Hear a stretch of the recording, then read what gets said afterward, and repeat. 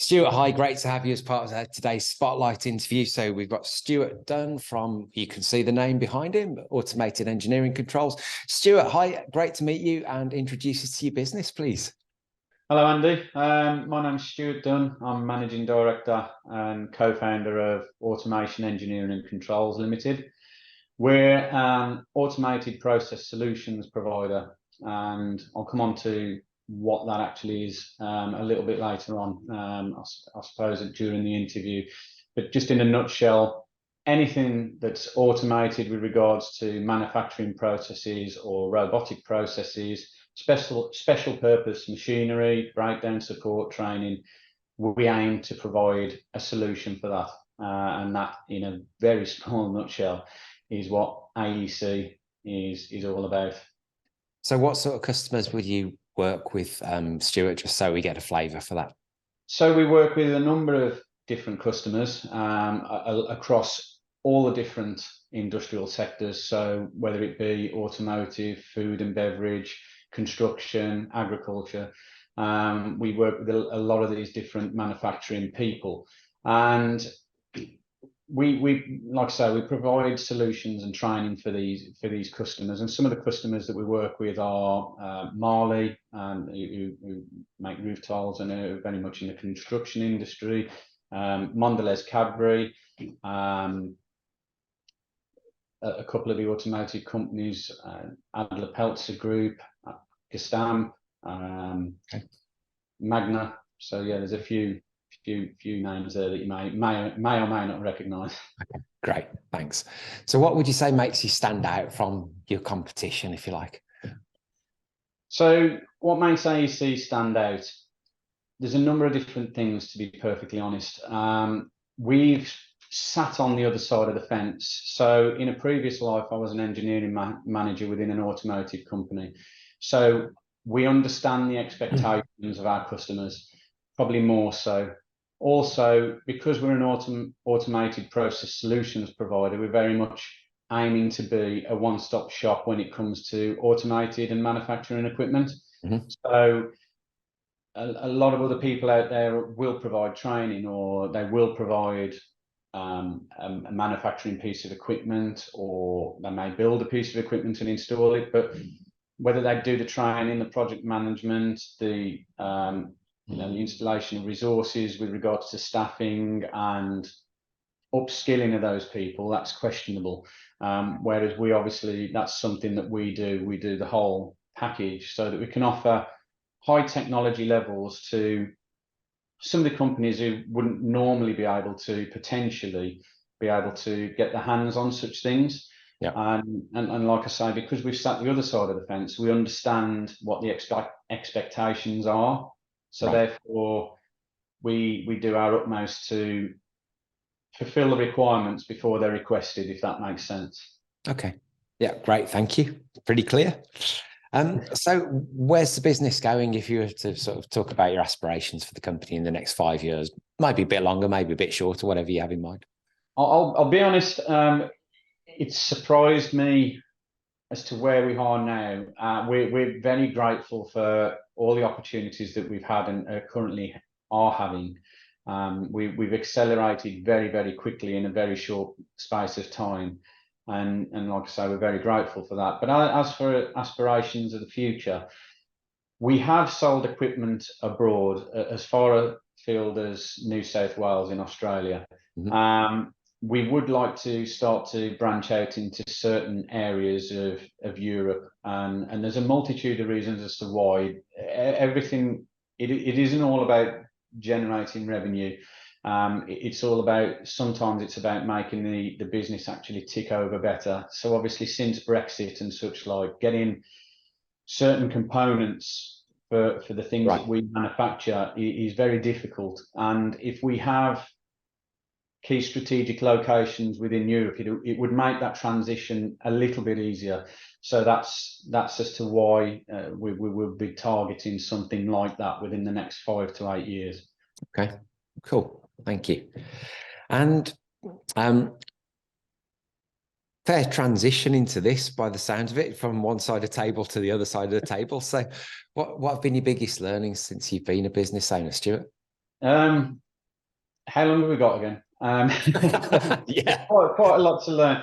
I would say the financials would probably be amongst some of the most difficult and biggest learning curves that we've had. I think for me personally, you think you're in quite a big role, and it was quite a big role that I had previously, and there was an awful lot of responsibility, and you think, yeah, you know, potentially I could do this, I could juggle finances, and I understand money, blah blah blah.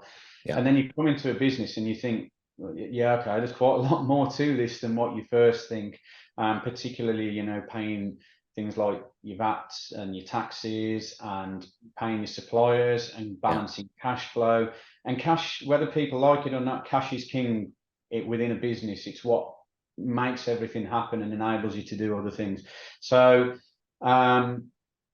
very much the balancing of the finances and becoming more financially aware, I would say, is probably the biggest learning curve that I've had. Yeah, I would say that there's a few people who probably say the same thing. Absolutely. So, and sometimes that can be a bit painful, can't it? And sometimes absolutely, yeah. A few greys, a few more greys. Absolutely. Yes. So what would you say has been the biggest challenge you've had in the business so far? Biggest challenge, I would say, the two things, to be perfectly honest. One is that grasp on cash flow. Yeah. You've got the business, you can see the business has a want to grow and accelerate somewhere over there.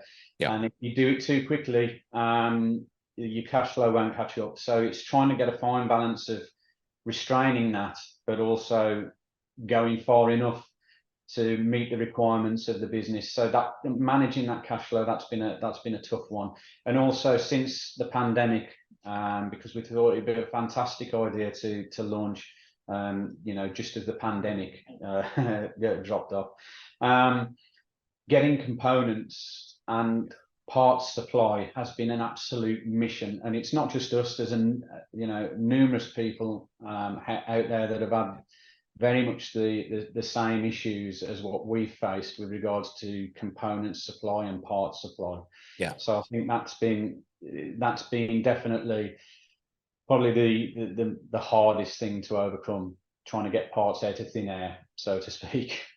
Yeah, seen a bit of that around. Absolutely. And then managing customers' expectations so they're still happy, even though it's it's interesting, isn't it?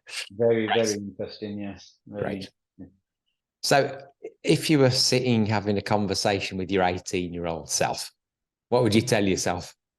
Yeah, it's an interesting one. It would be to believe more in my own ability. We've all heard the term imposter syndrome. Yeah. I don't think necessarily the imposter was really the imposter with me when I was 18. He was probably a frequent, you know, someone who lived there in my mind rent free.